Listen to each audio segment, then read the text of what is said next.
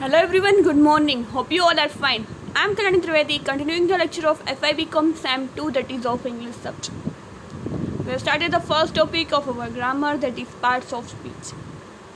Parts of speech were completed. We are going to complete the first topic, that is verb. Verb we reached must.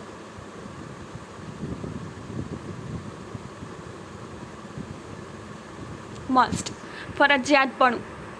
Must is used to express duty or obligation. સહાયક માચનો ઉપયોગ ફરજ કે જવાબદારીના સૂચન માટે થાય છે, પરંતુ આ ભાવ અહીં ખૂબ પ્રબળ રૂપે રજૂ થાય છે. We must be loyal and faithful to our country. આપણા દેશને આપણે લોયલ હોવા જોઈએ. She must complain the higher authorities. એણે હવે કમ્પ્લેન કરવી જોઈએ. You must respect the feelings of others. બીજાની ફિલિંગ્સને તમારે રિસ્પેક્ટ કરવી જોઈએ. You must inform the police. તમારે હવે પોલીસને ઇન્ફોર્મ કરવું જ જોઈએ.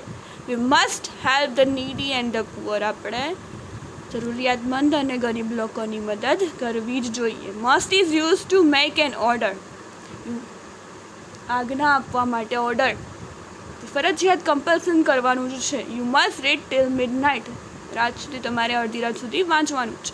You must follow any instructions. જે ઇન્સ્ટ્રક્શન આવે તમારે ફોલો કરવાની જ છે, જે સૂચના આપે. You must attend the office regularly તમારે ઓફિસ અટેન્ડ કરવાની જ છે. You must not go out without my permission. મારી પરમિશન વગર ક્યાંય બહાર પણ જવાનું નથી. You must not park your vehicles in front of the gate. ગેટની સામે વ્હીકલ પાર્ક કરવાના નથી, ગાડી પાર્ક કરવાની નથી. Must is use to express necessity and unavoidability. જે જરૂરિયાત છે, અનિવાર્યતા છે, જેને અવોઇડ નથી કરવાનું, એવી કમ્પલસરી ફરજિયાત જરૂરિયાત વાળી વસ્તુ કરવા માટે પણ મસ્ટનો ઉપયોગ થાય છે. We must get up early and start our work. આપણે ઝડપથી વહેલું ઉઠવું જોઈએ અને આપણું કામ કરવા માંડવું જોઈએ. She must take her medicine regularly. એણે પોતાની મેડિસિન રેગ્યુલરલી લેવી જોઈએ. They must work hard for promotion માટે એમને હાર્ડવર્ક કરવું જોઈએ. We must cut down our expense. આપણે આપણા ખર્ચાઓ ઓછા કરવા જોઈએ. ના we must confess is crime. હવે એનો ક્રાઇમ છે કબૂલ કરી લેશે. Must is use to express a fixed or strong determination. દ્રઢ નિર્ધાર. I must pass my final BCom this year. ફરજિયાતપણે હું કરી લઈશ. I must teach her a lesson. હું એને પાઠ ભણાવીને જ રહીશ.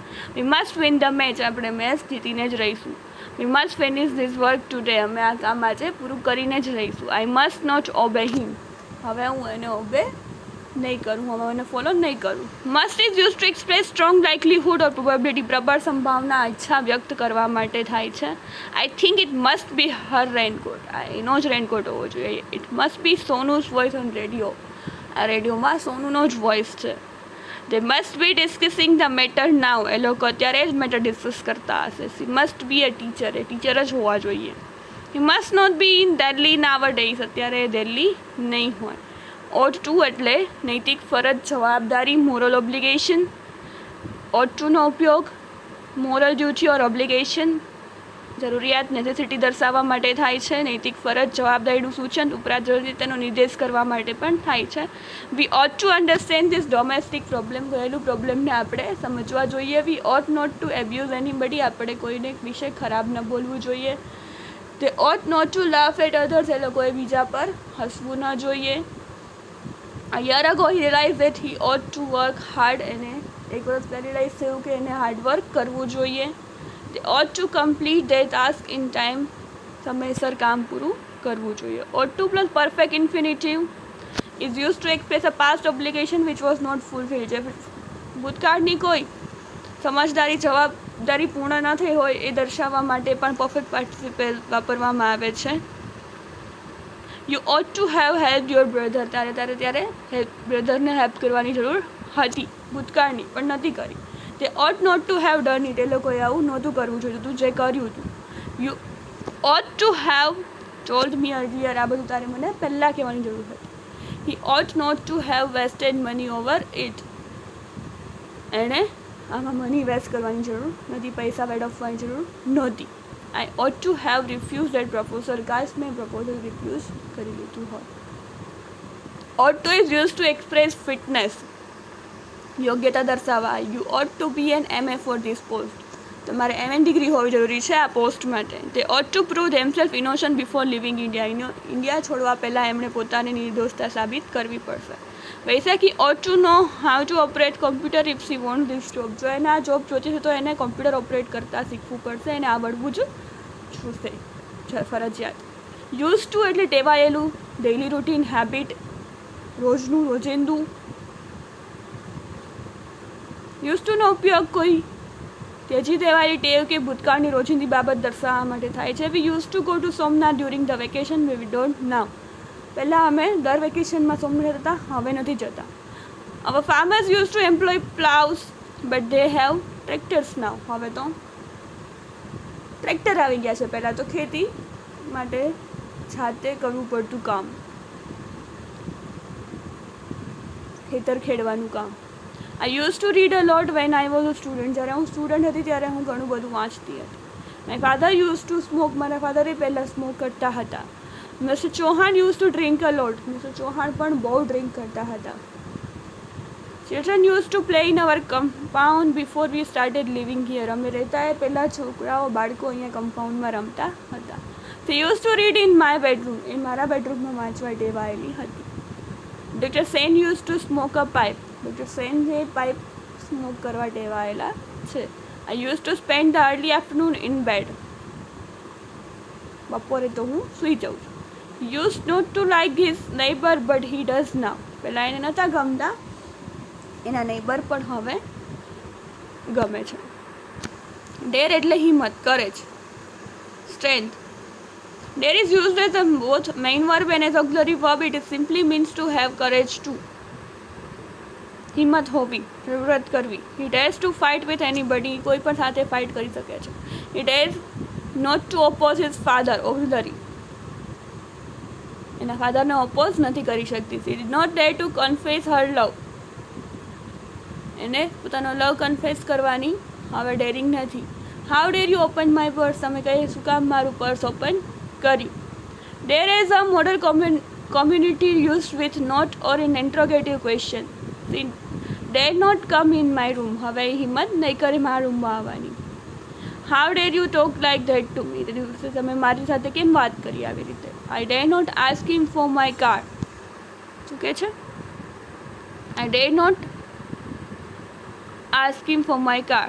મેં મારા કાર માટે પણ એને પૂછવાનો પ્રયત્ન ન કર્યો. આઈ ડેર નોટ ટેક સચ અ રિસ્ક. મેં મોટું રિસ્ક લેવાની હિંમત ના કરી. સીતા ડેર નોટ ટુ ડુ સો. એણે પણ એવું કરવાની હિંમત ના કરી. ડેર સી શે ડેર ટુ હર બોસ. શું એણે પોતાની બોસને કહેવાની હિંમત કરી. How der C speak in such a tone. એણે કઈ રીતે આવી રીતે વાત કરી. એ ડેર નોટ આસ્ક સચ અ ક્વેશ્ચન. હિંમત કેમ નહીં આવા ક્વેશ્ચન્સ પૂછવાની. How dare you open the secret. અને શું કામ એને સિક્રેટ કઈ રીતે હિંમત કરી ઓપન કરવાની. દે ડર નોટ કમ ટુ મી. એ લોકો હવે મારી પાસે આવવાની હિંમત નથી કરતા. Need. Need is use both as a main verb and as auxiliary verb. It simply means require. Need એટલે જરૂરિયાત, જરૂરી. અભિસારિકા નીડ યોર હેલ્પ. અભિસારિકાને તમારી હેલ્પ જોઈએ છે. Need I pay the fine. શું મારે પે કરવાની જરૂર પડશે, ફાઇન ભરવાની જરૂર પડશે. તે needed my moral support. Main verb. એને મારા મોરલ સપોર્ટની જરૂર છે. You need not wait here any longer. હવે તમારે અહીંયા ઉભવાની જરૂર નથી. Need is use with hardly. I need hardly tell you that I need your help. મેં તમને કીધું કે મને તમારી હેલ્પ જોઈએ છે. I need hardly say that I am very grateful to you. મેં તમને કીધું કે હું તમારી ઋણી છું. I need hardly remind him that he has to go to the station. મેં રિમાઇન્ડ પણ કરાવ્યું હતું કે મેં સ્ટેશન જવાનું છે. I need hardly say that she is always welcome to my place. એ મારા ઘરે આવવા માટે ઓલવેઝ મારા દ્વાર ખુલ્લા છે તો એ આવી શકે છે ગમે ત્યારે. I need hardly say that I will keep my promises. મારા પ્રોમિસીસ હું પાડીશ. Need is commonly use with not. Not સાથે પણ ઉપયોગ થાય છે. I need not worry about your child. મને એની કાંઈ પડી નથી. You need not lose your temper. તમારે તમારો ટેમ્પર ગુમાવવાની જરૂર નથી. They need not pay extra money for this service. એમને એક્સ્ટ્રા મની પે કરવાની જરૂર નથી. શી need not think about her future. હવે એની ભવિષ્યની ચિંતા કરવાની જરૂર નથી. I did not explain the whole matter. મારે પણ આખી મેટર એક્સપ્લેન કરવાની જરૂર નથી. Need without it not may use in a questions. નીડનો ઉપયોગ પ્રશ્ન તાકીમાં પણ થાય છે. Need she go there personally. શું જવાની જરૂર છે. Need he come again. શું એ પાછો આવશે. Need you come with your family member. શું તમે તમારી ફેમિલી મેમ્બર સાથે પાછા આવશો. Need mister Mehta explain the things. શું એમણે બધું સમજાવ્યું. Need I solve this sum on the blackboard. શું જરૂર છે કે હું આ સમને બ્લેકબોર્ડ પર સમજાવું કે સોલ્વ કરાવું. Negative contraction of modal is negative. Shall તો શેલ નોટનું શેન્ટ, શુડ નોટનું શુડન્ટ, કેન નોટનું કાન્ટ, કુડ નોટનું કુડન્ટ, મસ્ટ પ્લસ નોટ તો મસ્ટન્ટ, ડેરન્ટ, વિલ નોટનું won't, wouldn't, might, mightn't, might not, ought to, oughtn't to અને need નોટનું needn't. આ રીતે એના શોર્ટ ફોર્મ બને છે. કોન્ટ્રાક્શન કહેવાય નેગેટિવ કોન્ટ્રાક્શન, જે નોટ લગાડીને બનાવવાના હોય છે નોટવાળા નેગેટિવ વાક્યમાં, અને નેગેટિવ કોન્ટ્રાક્શન કહેવાનો આવે છે. So it is all about this lecture. We will continue in the next lecture. So thank you for listening. Have a nice day.